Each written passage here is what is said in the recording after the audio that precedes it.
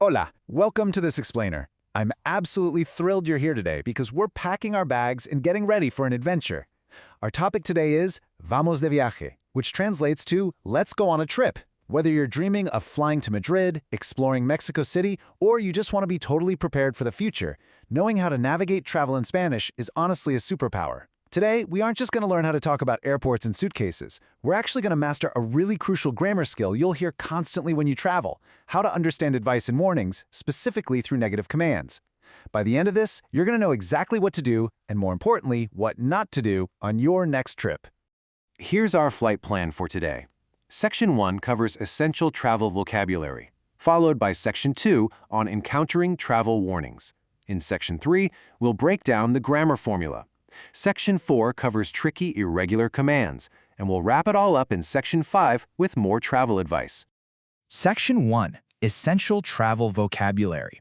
Packing the right words for your journey. Okay, let's dive into this. Before we can even start talking about the rules of the airport, we actually need to know what the airport is called, right? Let's cover the foundational travel nouns. First up, el aeropuerto, the airport. Next, el avión, the airplane. Then we have la maleta, the suitcase. Don't forget your passport, el pasaporte, el pasaporte. Next is the flight, el vuelo, el vuelo. And finally, customs, la aduana, la aduana. Now, what's really cool is how Spanish vocabulary often gives you these built-in memory tools. Many travel words look and sound a whole lot like English words. Take aeropuerto, for example. It comes from the Latin aer, meaning air, and puerto, meaning port or gateway. An airport.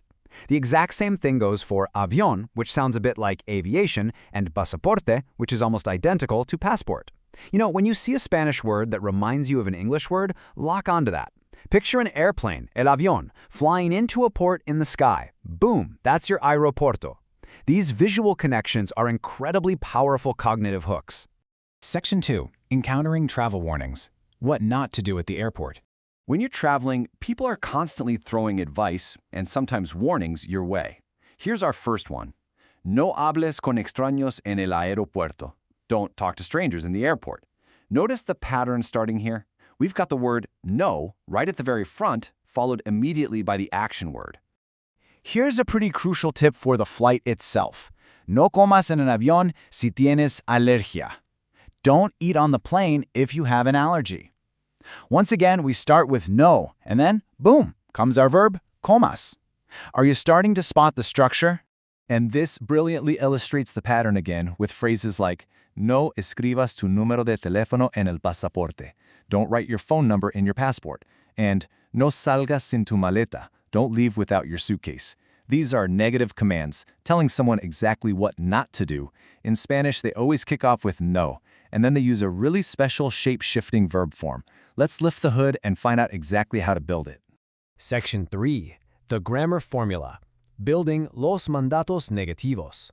All right, to give a negative command, we use a formula that relies on the subjunctive mood.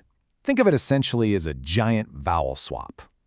For verbs that end in R, like hablar, you just drop that R ending entirely and add es. So hablar magically becomes no hables. Now for verbs that end in er or ir, they do the exact opposite. They drop their endings and add es. So comer becomes no comas, and escribir becomes no escribas. It's literally a complete flip-flop. The A's turn to E's, and the E's and I's turn to A's. Section 4. Watch out. Irregular commands. Tricky travel hazards. In Spanish, there's this great phrase, ojo cuidado. It basically means watch out, and you definitely need an ojo cuidado here, because for a lot of common verbs, the negative command is drastically different from the affirmative command. If I want to tell you to go to the market, I use the affirmative command, ve al mercado. But if I want to tell you not to go, the verb completely shapeshifts into no vayas al mercado.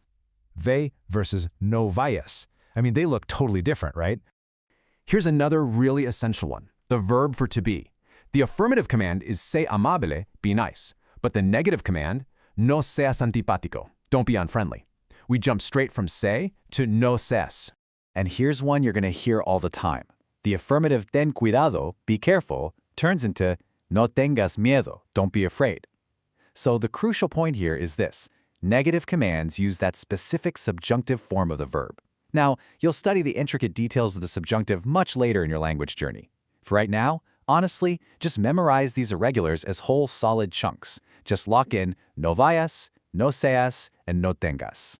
Section 5. More travel advice. Putting it all together for your trip. All right, we've gathered our vocabulary and we've nailed down our grammar rules. Let's put it all together to give you some highly practical travel advice. Use this as your personal, at-home mental practice session, okay? No pierdas el pasaporte. Don't lose your passport. No llegas tarde al aeropuerto. Don't arrive late to the airport. No pongas líquidos en tu maleta de mano. Don't put liquids in your carry-on bag because security will absolutely stop you for that. And lastly, a fantastic safety tip for literally any hotel. No digas tu número de habitación en voz alta. Don't say your room number out loud. You know, you've done a fantastic job today. You now have a really solid toolkit of travel vocabulary and the actual grammar formula to understand and create negative commands in Spanish. So, I'll leave you with this final thought to ponder as we wrap up this explainer. ¿A dónde vas de viaje y qué no vas a hacer? Where are you traveling and what are you not going to do? Think about your absolute dream destination and try forming just one negative command in Spanish to keep yourself safe and prepared. Thank you so much for learning with me today, and buen viaje. Have a great trip.